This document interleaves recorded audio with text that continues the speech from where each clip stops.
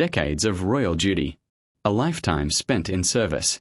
And then, quietly, a man who helped shape one of the most powerful institutions on earth simply disappeared to a farmhouse. For many people, that seemed like a perfectly reasonable retirement. But according to royal insiders and biographers, the story behind Prince Philip's final years was far more layered than anyone let on. Sarah Ferguson recently made comments that pulled this story back into the spotlight. She described Philip as someone whose presence could fill a room instantly, a man whose opinions carried real weight inside the palace. Her words reignited old questions about what was actually happening behind those palace walls, and why a man so deeply embedded in royal life chose to spend his last years in near total seclusion. Because when you start pulling at the threads, things get complicated very quickly. In August 2017, Buckingham Palace announced Philip's retirement from public duties. On the surface, it made complete sense. A man in his mid-90s, stepping back after 7 decades of service. But what happened next surprised a lot of royal watchers. Rather than staying close to the center of royal life, Philip relocated to Wood Farm, a modest cottage tucked away on the Sandringham estate. Far from Buckingham Palace. Far from the formal rituals. And, notably, far from the Queen, who continued her duties based largely at Windsor Castle. That separation quietly raised a question nobody was asking out loud. After 60 years of marriage, why were they spending so much time apart? Philip, by all accounts, thrived at Wood Farm. The atmosphere was relaxed. The routines were simple. He painted, read, kept chickens, and worked on small countryside projects. For a man who had spent most of his life adjusting to other people's rules, it must have felt like breathing fresh air for the first time. Biographers suggest retirement gave him something rare, the chance to live on his own terms. But Wood Farm carried its own history. Long before Philip arrived, the cottage had been home to Prince John, the youngest son of King George V, a child kept largely hidden from public view because of serious health challenges. He lived quietly at the farm under the care of a devoted nanny, away from the crowds and the ceremonies. He died there at just 13 years old. For decades, he was known simply as the Lost Prince. The fact that Philip, nearly a century later, chose that same isolated cottage as his retreat has fascinated royal historians ever since. Whether the connection was intentional or simply coincidence, nobody can say for certain. But it adds a strange, haunting layer to an already mysterious story.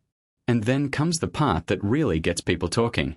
For years, rumors have circulated, quietly at first, then more boldly in royal biographies, about historical connections between Philip and members of Sarah Ferguson's own family. These claims have never been officially confirmed. But commentators who have tracked them for decades say the stories have been passed through trusted circles for 30 years or more.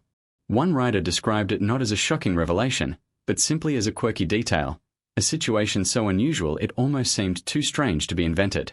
Whether or not those rumors hold any truth, one thing is well documented. The relationship between Philip and Sarah Ferguson was famously difficult. When Sarah married Prince Andrew in 1986, she brought a warmth and spontaneity that made her enormously popular with the public. But inside palace walls, her free spirit reportedly clashed with exactly the kind of discipline and formality that Philip valued most. Sarah herself admitted finding him deeply intimidating. And according to insiders, as public controversies surrounded her in the years following her 1992 separation from Andrew, the distance between Sarah and the royal inner circle, with Philip at its center, only widened. Invitations dried up. Events were managed carefully. Some reports suggest Philip preferred to limit contact with her almost entirely. Yet Sarah never disappeared. She stayed connected through her daughters, Beatrice and Eugenie. She maintained what many observers described as a warm and genuine bond with Queen Elizabeth herself, a friendship that endured long past the point where most people expected it to fade. After the Queen's death, Sarah took in her beloved corgis. It was a small gesture that said something significant about the relationship those two women had quietly built over the years. Then came 2020, and everything changed. The global health crisis brought Philip's years of peaceful solitude at Wood Farm to an abrupt end. He returned to Windsor Castle. And for the first time in years, he and the Queen were living under the same roof again, together, quietly, as the world outside held its breath. For many commentators, it felt like a full-circle moment. The man who had spent years seeking privacy and independence found himself, at the very end, back at the heart of the institution he had served his whole life.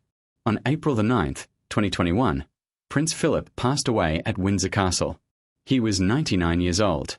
But something he once said to Sarah Ferguson has stayed with royal watchers ever since. He told her she should be electable, but never elected. It was a line that cut right to the heart of how Philip understood the monarchy. Charm the public. Connect with people. But never forget that the institution is larger than any individual within it.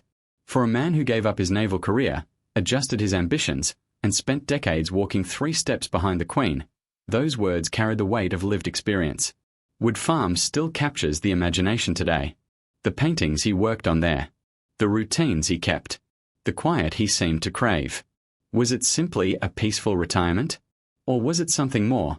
A man finally carving out a small corner of life that belonged entirely to him?